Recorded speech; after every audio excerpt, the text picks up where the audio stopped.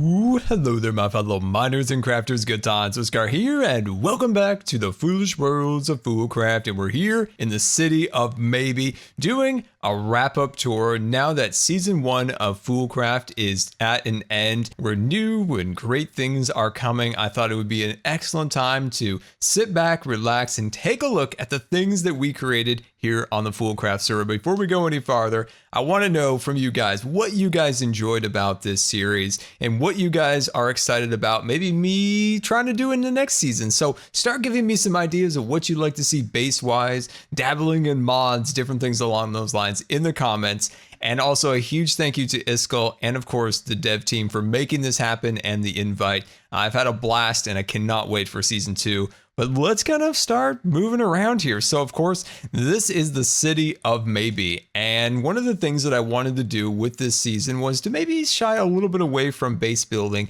and think more in terms of larger scale, maybe community builds. And that's what I wanted to do with this series. So we started working on this city. Now, this city was kind of based in the 1930s, 1920s-ish New York, with inspiration from, different time periods, a little here and there, and of course, other cities. And this is my kind of prize build that I'm really proud of. Whoa, that was a little bit laggy there.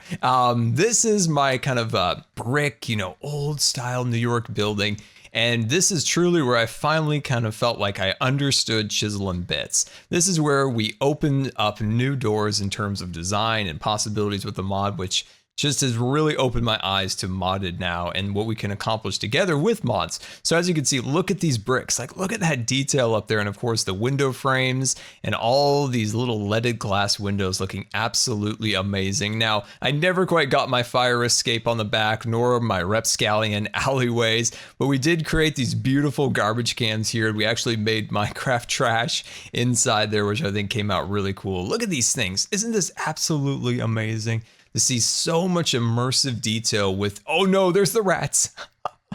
Oh, the rats. Look at them. Look at how cute they are. I know these did kind of look like cats. They're like a hybrid, a little bit of rat, a little bit of cat, which I think is perfect for a rapscallion alleyway. But here's a little trash cans, and I think those came out really cool. Got the little water in the cracks here. We've got, the little bit of weeds growing through, got a little bit of dirt poking through, and of course our sidewalks. So this is the first thing we built here in the city was these sidewalks. Establishing the sidewalks gave us room to then create, the buildings and kind of find out how they will all interact. And of course we have our trolley track going down the center. Never quite got a trolley on the tracks, but maybe in the future, And of course we've got little cracks in the streets and different details like that. I love the multi-layered cracks because you can see kind of the newer asphalt on the top and you can see the older pavers of olden times down below. Got a little bit of water in there, but I'm sure you guys want to dive into the actual build. So let's dive in here. Now, this, of course,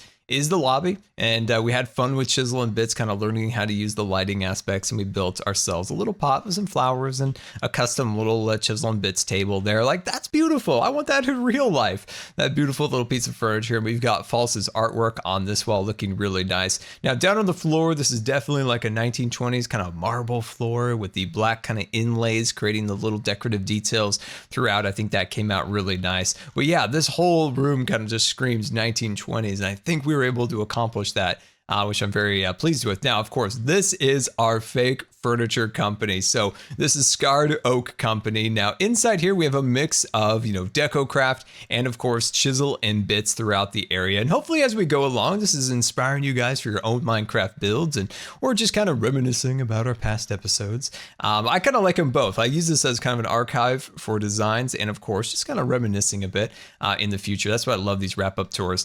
So these are custom little Chisel and Bit beds that we created together. And of course up on the shelves we have some DecoCraft and some kind of custom things like our little vase that we created together.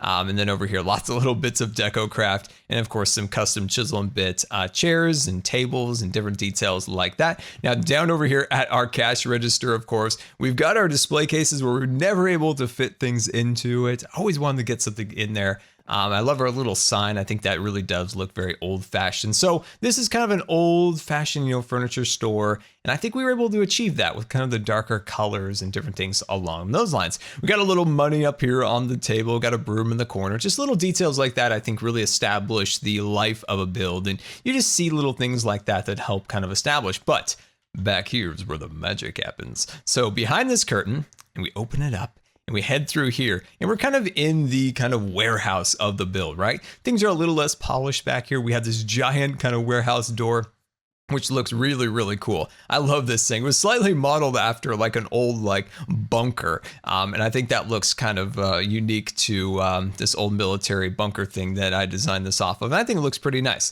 It's got the little hinges up here that slide back and forth. Now, one thing you might have noticed is all of the wires. So this building was built prior to electricity. And now that electricity is starting to flow through the city of maybe, they're just tacking on the wires wherever they can get them into. So as you can see, this is our electrical box over here, all built with the chisel and the bits. So this is kind of like a showcase, if you will, of all the things you can accomplish with chisel and bits. So this is our little box right there. And as you can see, all the wires are just everywhere. Very unsafe, very unsafe. Now, you might have noticed a little poker table over here. We got some cards being played, some chips moving around.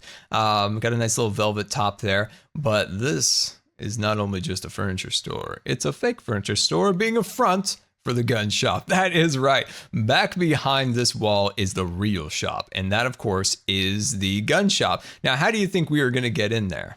Ooh, you might be wondering, Scott, that wardrobe looks fake. There's something more than meets the eye. That's true. So what we can do here is we can walk inside here and tap the secret door, and inside the gun shop we go. Definitely not guns. We never quite finished the sign here because we never could fully, write out exactly what we wanted up there. So we'll ignore that, okay? Can we just ignore that?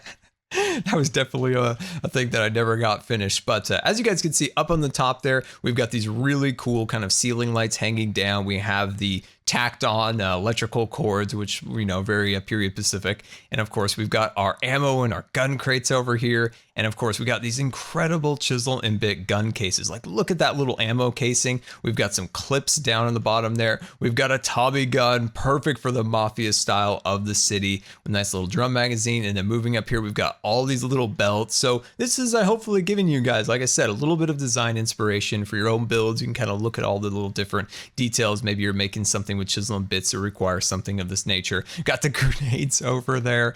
What else do we have? Oh, I just love it. I had so much fun making these things. They took hours upon hours, but absolutely love these little details. And then back here, of course, we've got some more display models. These are more kind of 1920s specific. They got more wood in the designs and different things along those lines. Never quite got the silencer and or the accessory walls all the way set up, but yeah, absolutely love this room. I think the story came out really well. As we're going along, I'd love to know, like, what is your favorite thing that we did build? The building itself, the furniture shop, the gun shop, maybe the secret armoire that leads into the back. But yeah, definitely let me know as we go through here in the comments what your favorite design is. That definitely helps me, learn kind of from what you guys liked so that we can make the next season even better. So up at the top, kind of sad with Scarface.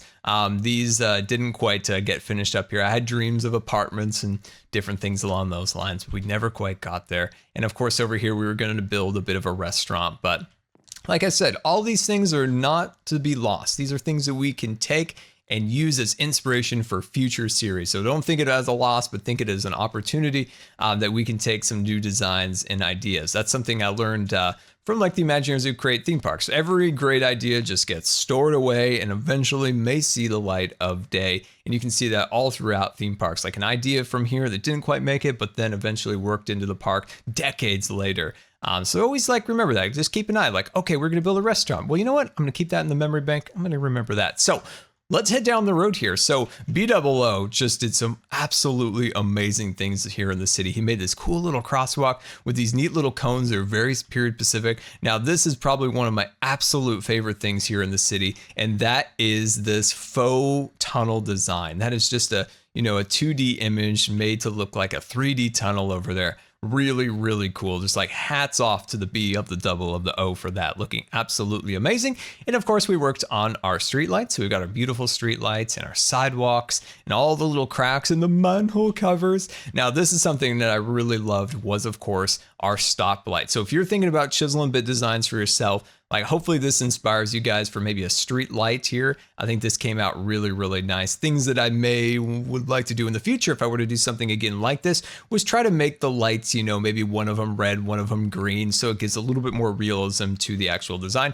whereas it's green and red on every side. So it's little improvements like that. So going through the build, like, I want to criticize myself and do better next time. So like right here, maybe if we just did it green and maybe had the red be really, really dark, like that the light wasn't quite on. So something along those lines I think would be a little bit more realistic. Ooh, that was a little rubber banding. But we've got the extra tall lights over there. We got X Avenue, and of course we've got 85th Street going this way. Down here, this is really cool. So these of course are our little lines in the road. And it looks like, you know, tires have roughed them up, of course, so that there is no paint in these little sections right here. Got lots of water going into the gutters and different details like that. And of course, amazing building by BOO here. We've got Iskall looking really, really cool over here. And of course, Stress on this side over there. And then BOO, like, one of the greatest things about what he did here in the city was really creating that beautiful atmosphere that really makes it feel like a living, breathing city. And what I mean by that is, like, look at this. Look at the little barber shop. Just tucked away over there. He's got this really cool little detail down here. What am I doing? Why am I in a chest? I have no idea what's going on. I'm gonna walk away. Don't know what happened. But I just love this. I just love the scale that he was able to accomplish with this. That is one of his strongest suits, is making this like really realistic, beautiful scale. Absolutely love. And of course that transitions over to a theater. Like, it just blows my mind, the imagination of the BOO. And then down below here, he's got his subway train looking absolutely amazing, which is a portal from all the bases that come into the city. The street lights, or the actually ceiling fan lights over there, looking really, really nice. And now let's work over to here, because this is what I had been working on. Oh, this might get a little rubber bandy, so buckle up, guys, buckle up.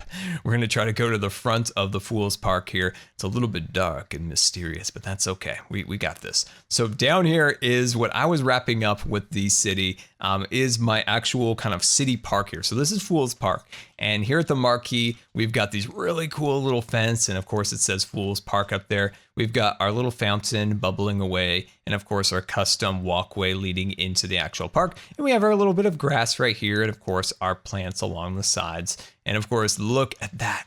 Oh man, I love this marquee. It took quite a while to kind of get it so it didn't look like it was tipping over, but I think we finally got the balance correct. And of course we have the gate, and then that leads into the actual park. And we had grand visions of, you know, grass fields and little walkways that led up next to, of course, there would have been a little fountain. And you know what? We still might be able to save the city and move it to season 2. That is kind of a maybe here or there if that's going to happen or not. But if it doesn't happen, that's okay. We'll take what we learned, and of course, and we'll translate it into our next set of builds. One of the fun things was to add additional gates themed to some of the other fools, because we had street names after everybody. I wanted to name something within the city after all of the different fools. So this is the Stress Gate, modeled after Central Park, which has all the gates are named after something. And of course, there's the false gate. I love a comment that I got in a recent video. It said, Scar, make that gate close because it's the false gate. I liked it. I saw what you did there, and I like it. And of course, over here would have been our pond and different details like that. Absolutely love chisel and bit. Oh, geez, sorry about that. A little bit rubber bandy. But this is what I love, is creating these vines that wrap around the posts, and of course, a little bit of brick poking out from below. Just those little things that really make things come to life. And of course, our little marquees on all the ends of the fence. Those are looking fantastic.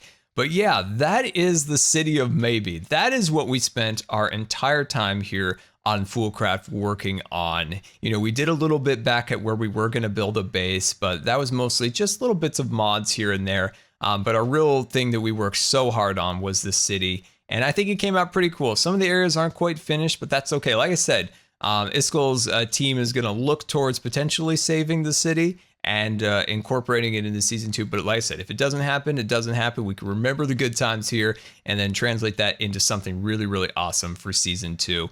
So I just want to leave off here by saying a huge thank you for kind of letting me do a modded series and kind of going along with me, helping me teach the ways and different things along those lines to help me be a better modded player. So I really appreciate all the tips you guys gave me throughout it.